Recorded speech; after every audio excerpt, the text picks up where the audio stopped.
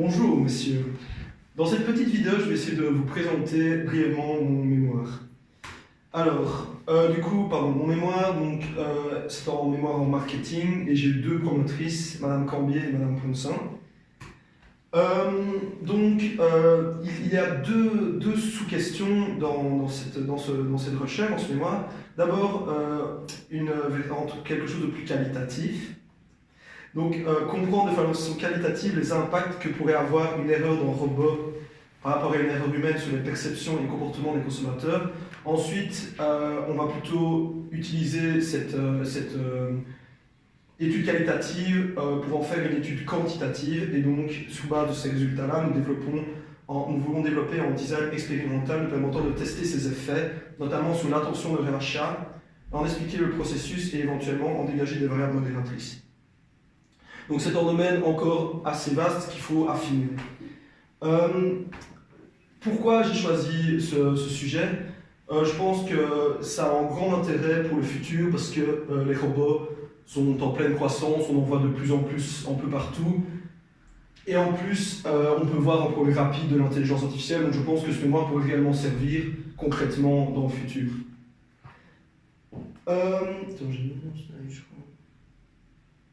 Ok.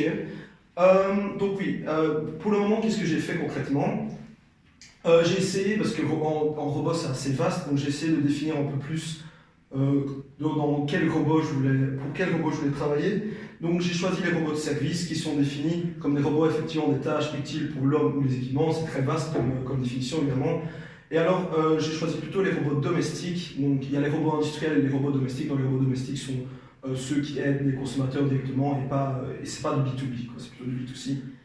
Et du coup, dans ces robots-là, j'ai pu faire une typologie en lisant différents articles scientifiques et pages web.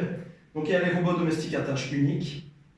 Donc eux, c'est par exemple un aspirateur robot ou une tortue qui tourne la pelouse. Un robot domestique à multitâche, donc ça, ils sont capables de faire plusieurs choses en même temps, donc c'est important parce qu'ils bénéficient d'une intelligence supérieure, comme par exemple les robots, le Coma 3.1 qui tourne la pelouse, mais qui est aussi capable de détecter quand il y a de la neige pour déneiger ou pour ramasser des feuilles quand c'est l'automne. Et enfin, les robots qui m'intéressent le plus, les robots assistants de compagnie, tels que Buddy. Donc ça, ce sont des robots qui ont une grande importance et qui sont développés via l'intelligence artificielle, qui sont capables d'aider les plus vieux ou les plus jeunes. Ce sont vraiment des robots compagnons. Donc ce sont vers ces robots-là que je veux travailler.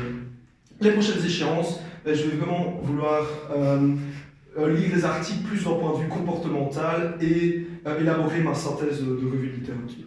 Merci pour votre attention.